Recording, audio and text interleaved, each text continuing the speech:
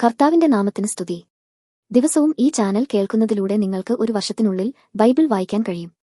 ദയവായി share, subscribe ഒപ്പം support ചെയ്യുക. ഇന്നത്തെ ബൈബിൾ വാക്യങ്ങൾ: യെശയ്യാവ് 49 അധ്യായം 1 മുതലുള്ള വാക്യങ്ങൾ.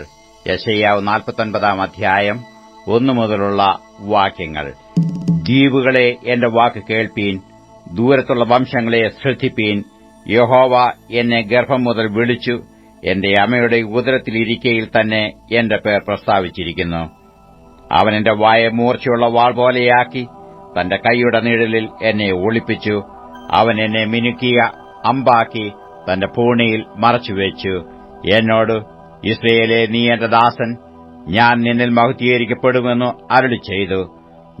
ഞാൻ വെറുതെ അധ്വാനിച്ചു, എന്റെ ശക്തിയെ വ്യർത്ഥമായും നിഷ്ഫലമായും ചെലവഴിച്ചിരിക്കുന്നു എന്ന് പറഞ്ഞു. എങ്കിലും എന്റെ ന്യായം യഹോവയുടെ പക്കലും എന്റെ പ്രതിഫലം എന്റെ ദൈവത്തിന്റെ പക്കലും ഇരിക്കുന്നു. ഇപ്പോഴോ യാക്കോബിനെ തന്റെ അടുക്കൽ തിരിച്ചു വരുത്തുവാനും ഇസ്രയേലിനെ തനിക്ക് വേണ്ടി ശേഖരിപ്പാനും എന്നെ ഗർഭത്തിൽ തന്റെ ദാസനായി നിർമ്മിച്ചിട്ടുള്ള യഹോവ അരുളി ചെയ്യുന്നു. ഞാൻ യഹോവയ്ക്ക് മാന്യനും എന്റെ ദൈവം എന്റെ ബലവുമാകുന്നു. നീ യാക്കോബിന്റെ ഗോത്രങ്ങളെ എഴുന്നേൽപ്പിക്കേണ്ടതിനും ഇസ്രയേലിൽ സൂക്ഷിക്കപ്പെട്ടവരെ തിരിച്ചു വരുത്തേണ്ടതിനും എനിക്ക് ദാസനായിരിക്കുന്നത് പോരാ, എന്റെ രക്ഷ ഭൂമിയുടെ അറ്റത്തോളം എത്തേണ്ടതിന് ഞാൻ നിന്നെ ജാതികൾക്ക് പ്രകാശമാക്കി വെച്ചുമിരിക്കുന്നു എന്ന് അവൻ അരുളി ചെയ്യുന്നു.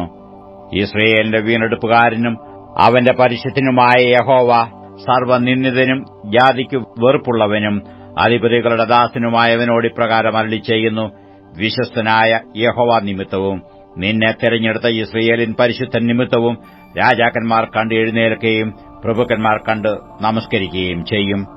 യഹോവ ഇപ്രകാരം അരുളി ചെയ്യുന്നു: പ്രസാദകാലത്ത് ഞാൻ നിനക്ക് ഉത്തരമരുളി, രക്ഷാദിവസത്തിൽ ഞാൻ നിന്നെ സഹായിച്ചു. ദേശത്തെ ഉയർത്തുവാനും ശൂന്യമായി കിടക്കുന്ന അവകാശങ്ങളെ കൈവശമാക്കി കൊടുപ്പാനും ബന്ധിക്കപ്പെട്ടവരോട് ഇറങ്ങിപ്പോയിക്കൊള്ളുവീൻ എന്നും അന്ധകാരത്തിലിരിക്കുന്നവരോട് വെളിയിൽ വരുവീൻ എന്നും പറവാനും ഞാൻ നിന്നെ കാത്തു നിന്നെ ജനത്തിന്റെ നിയമമാക്കി വച്ചിരിക്കുന്നു. അവർ വഴികളിൽ മേയും, എല്ലാ പാഴ്കുന്നുകളിലും അവർക്ക് മേച്ചിലുണ്ടാകും. അവർക്ക് വിശക്കയില്ല, ദാഹിക്കയുമില്ല. മരീചികയും വെയിലും അവരെ ബാധിക്കയില്ല. അവരോട് കരുണയുള്ളവൻ അവരെ വഴി നടത്തുകയും നീരുറവുകൾക്കരികെ അവരെ കൊണ്ടുപോവുകയും ചെയ്യും. ഞാൻ എന്റെ മലകളെയൊക്കെയും വഴിയാക്കും, എന്റെ പെരുവഴികൾ പൊങ്ങിയിരിക്കും. ഇതാ, ഇവർ ദൂരത്തുനിന്നും, ഇവർ വടക്കുനിന്നും പടിഞ്ഞാറുനിന്നും, ഇവർ സീനീം ദേശത്തുനിന്നും വരുന്നു. ആകാശമേ, ഘോഷിച്ചുല്ലസിക്ക, ഭൂമിയെ ആനന്ദിക്ക, പർവ്വതങ്ങളെ പൊട്ടിയാർക്കുവീൻ. യഹോവ തന്റെ ജനത്തെ ആശ്വസിപ്പിക്കുന്നു, തന്റെ അരശന്മാരോട് കരുണ കാണിക്കുന്നു. സിയോനെ, യഹോവ എന്നെ ഉപേക്ഷിച്ചു, കർത്താവ് എന്നെ മറന്നുകളഞ്ഞു എന്ന് പറയുന്നു. ഒരു സ്ത്രീ തന്റെ കുഞ്ഞിനെ മറക്കുമോ? താൻ പ്രസവിച്ച മകനോട് കരുണ തോന്നാതിരിക്കുമോ? അവർ മറന്നുകളഞ്ഞാലും ഞാൻ നിന്നെ മറക്കയില്ല. ഇതാ, ഞാൻ നിന്നെ എന്റെ ഉള്ളംകൈയിൽ വരച്ചിരിക്കുന്നു. നിന്റെ മതിലുകൾ എല്ലായ്പ്പോഴും എന്റെ മുമ്പിലിരിക്കുന്നു. നിന്റെ മക്കൾ ബന്ധപ്പെട്ടു വരുന്നു. നിന്നെ നശിപ്പിച്ചവരും ശൂന്യമാക്കിയവരും നിന്നെ വിട്ടുപോകുന്നു. തലപൊക്കി ചുറ്റും നോക്കുക, ഇവർ എല്ലാവരും നിന്റെ അടുക്കൽ വന്നുകൂടുന്നു. എന്നാണ് നീ അവരെയൊക്കെയും ആഭരണം പോലെ അണിയുകയും ഒരു മണവാട്ടി എന്ന പോലെ അവരെ ആരയ്ക്ക് കെട്ടുകയും ചെയ്യും എന്ന് യഹോവ അരുളി ചെയ്യുന്നു. നിന്റെ ശൂന്യസ്ഥലങ്ങളും പാഴിടങ്ങളും നാശം ഭവിച്ച ദേശവുമോ ഇപ്പോൾ നിവാസികൾക്ക് പോരാതെ വരും. നിന്നെ വിഴുങ്ങിക്കളഞ്ഞവർ ദൂരത്ത് അകന്നിരിക്കും. നിന്റെ പുത്രഹീനതയിലെ മക്കൾ സ്ഥലം പോരാതിരിക്കുന്നു, പാർപ്പാൻ സ്ഥലം തരിക എന്ന് നിന്നോട് പറയും. അപ്പോൾ നീ നിന്റെ ഹൃദയത്തിൽ, ഞാൻ പുത്രഹീനയും വന്ധ്യയും പ്രവാസിനിയും അലഞ്ഞു നടക്കുന്നവളുമായിരിക്കെ ആർ ഇവരെ പ്രസവിച്ചു വളർത്തി തന്നിരിക്കുന്നു? ഞാൻ ഏകാഗിയായിരുന്നുവല്ലോ, ഇവർ എവിടെയായിരുന്നു എന്ന് പറയും. യഹോവയായ കർത്താവ് ഇപ്രകാരം അരുളി ചെയ്യുന്നു: ഞാൻ ജാതികൾക്ക് എന്റെ കൈ ഉയർത്തുകയും വംശങ്ങൾക്ക് എന്റെ കൊടി കാണിക്കുകയും ചെയ്യും. അവർ നിന്റെ പുത്രന്മാരെ തങ്ങളുടെ മാർവിൽ അണച്ചും പുത്രിമാരെ തോളിൽ എടുത്തും കൊണ്ടുവരും. രാജാക്കന്മാർ നിന്റെ പോറ്റപ്പന്മാരും അവരുടെ രാജ്ഞികൾ നിന്റെ പോറ്റമ്മമാരുമായിരിക്കും. അവർ നിന്നെ സാഷ്ടാംഗം വണങ്ങി നിന്റെ കാലിലെ പൊടി നക്കും. ഞാൻ യഹോവ എന്നും എനിക്കായി കാത്തിരിക്കുന്നവർ ലജ്ജിച്ചു പോകയില്ല എന്നും നീ അറിയും. ബലവാനോട് അവന്റെ കവർച്ച എടുത്തു കളയാമോ? അല്ല, നിഷ്കണ്ടകന്റെ ബദ്ധന്മാരെ വിടുവിക്കാമോ? എന്നാൽ യഹോവ ഇപ്രകാരം അരുളി ചെയ്യുന്നു: ബലവാനോട് ബദ്ധന്മാരെ എടുത്തു കളയാം, നിഷ്കണ്ടകന്റെ കവർച്ചയെയും വിടുവിക്കാം. നിന്നോട് പോരാടുന്നവനോട് ഞാൻ പോരാടുകയും നിന്റെ മക്കളെ രക്ഷിക്കുകയും ചെയ്യും. നിന്നെ ഞെരുക്കുന്നവരെ ഞാൻ അവരുടെ സ്വന്തം മാംസം തീറ്റും.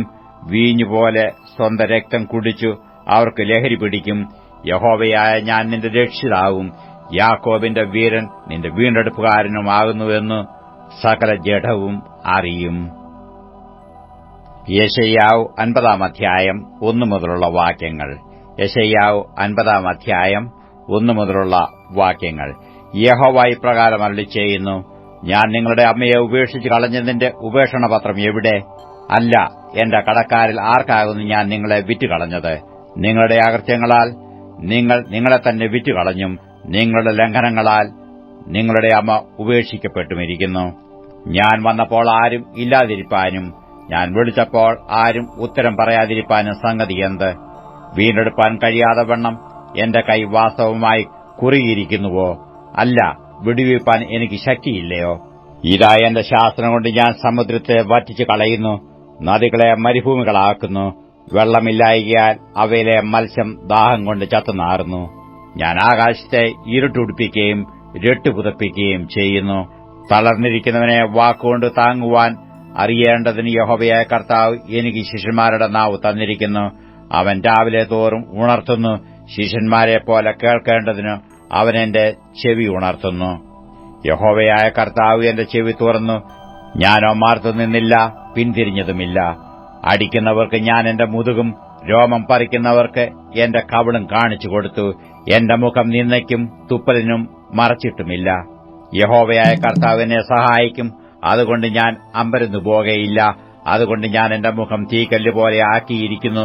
ഞാൻ ലജ്ജിച്ചു പോകയില്ല എന്ന് ഞാൻ അറിയുന്നു. എന്നെ നീതീകരിക്കുന്നവൻ സമീപത്തുണ്ട്. എന്നോട് വാദിക്കുന്നവൻ ആർ? നമുക്ക് തമ്മിൽ ഒന്ന് നോക്കാം. എന്റെ പ്രതിയോഗി ആർ? അവൻ ഇങ്ങു വരട്ടെ.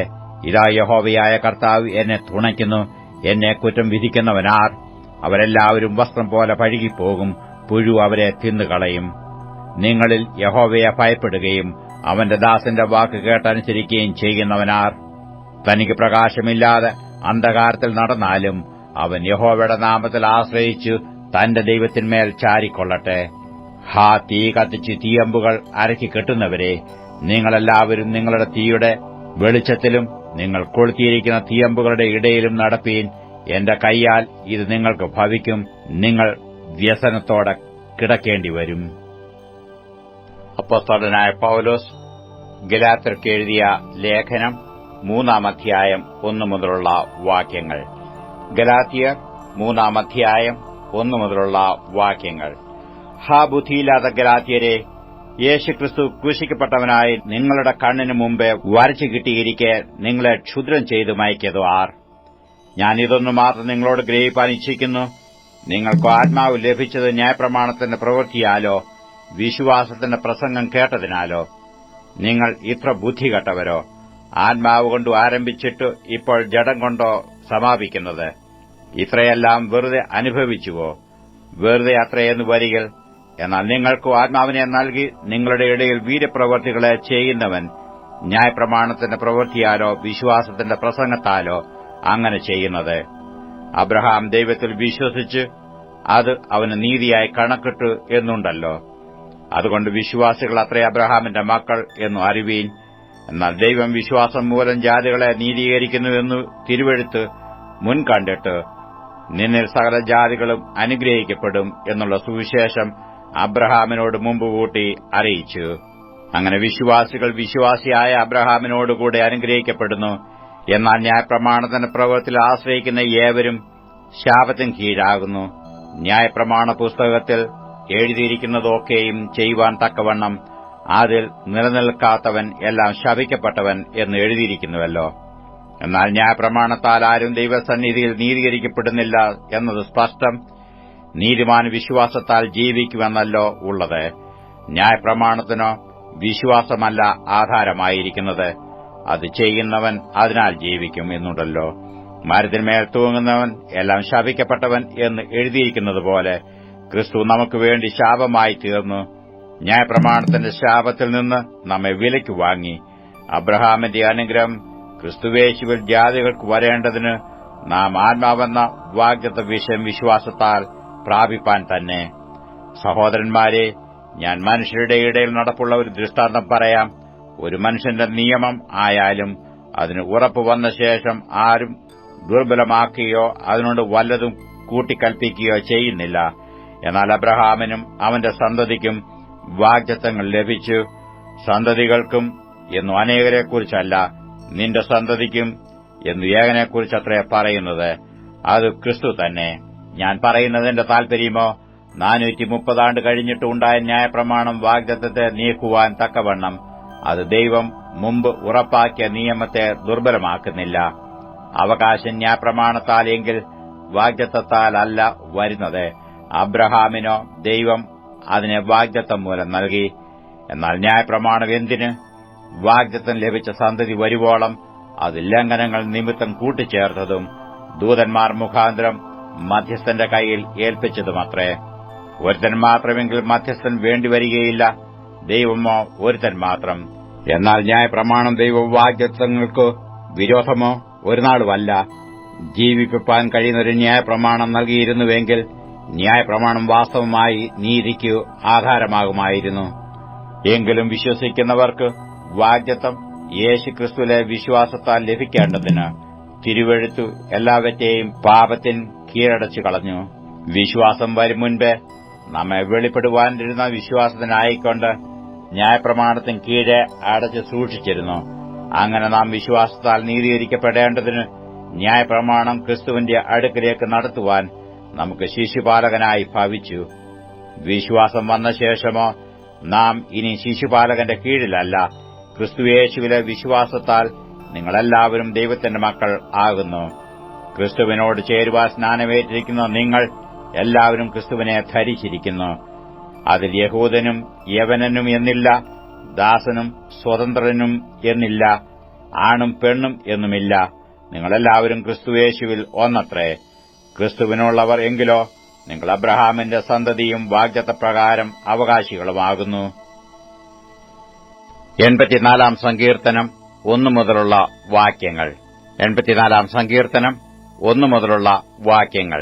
സൈന്യങ്ങളുടെ യഹോവേ, തിരുനിവാസം എത്ര മനോഹരം! എന്റെ ഉള്ളം യഹോവയുടെ പ്രാകാരങ്ങളെ വാഞ്ചിച്ചു മോഹിച്ചു പോകുന്നു. എന്റെ ഹൃദയവും എന്റെ മാംസവും ജീവനുള്ള ദൈവത്തെ നോക്കി ഘോഷിക്കുന്നു. കുരികിൽ ഒരു വീടും മീവൽ പക്ഷി കുഞ്ഞുങ്ങൾക്ക് ഒരു കൂടും കണ്ടെത്തിയിരിക്കുന്നു. എന്റെ രാജാവും എന്റെ ദൈവവുമായ സൈന്യങ്ങളുടെ യഹോവേ, നിന്റെ യാഗപീഠങ്ങളെ തന്നെ. നിന്റെ ആലയത്തിൽ വസിക്കുന്നവർ ഭാഗ്യവാൻമാർ, അവർ നിന്നെ നിത്യം സ്തുതിച്ചുകൊണ്ടിരിക്കും. ബലം നിന്നിലുള്ള മനുഷ്യൻ ഭാഗ്യവാൻ. ഇങ്ങനെയുള്ളവരുടെ മനസ്സിൽ സിയോനിലേക്കുള്ള പെരുവഴികളുണ്ട്. കണ്ണുനീർ താഴ്വരയിൽ കൂടി കടക്കുമ്പോൾ അവർ അതിനെ ജലാശയമാക്കി തീർക്കുന്നു. മുൻമഴയാൽ അത് അനുഗ്രഹപൂർണമായി തീരുന്നു. അവർ മേൽക്കുമേൽ ബലം പ്രാപിക്കുന്നു. എല്ലാവരും സിയോനിൽ ദൈവസന്നിധിയിൽ ചെന്നെത്തുന്നു. സൈന്യങ്ങളുടെ ദൈവമായ യഹോവേ, എന്റെ പ്രാർത്ഥന കേൾക്കണമേ. യാക്കോബിന്റെ ദൈവമേ, ചെവിക്കൊള്ളണമേ. ഞങ്ങളുടെ പരിചയായ ദൈവമേ, നോക്കേണമേ. നിന്റെ അഭിഷക്തന്റെ മുഖത്തെ കടാക്ഷിക്കണമേ.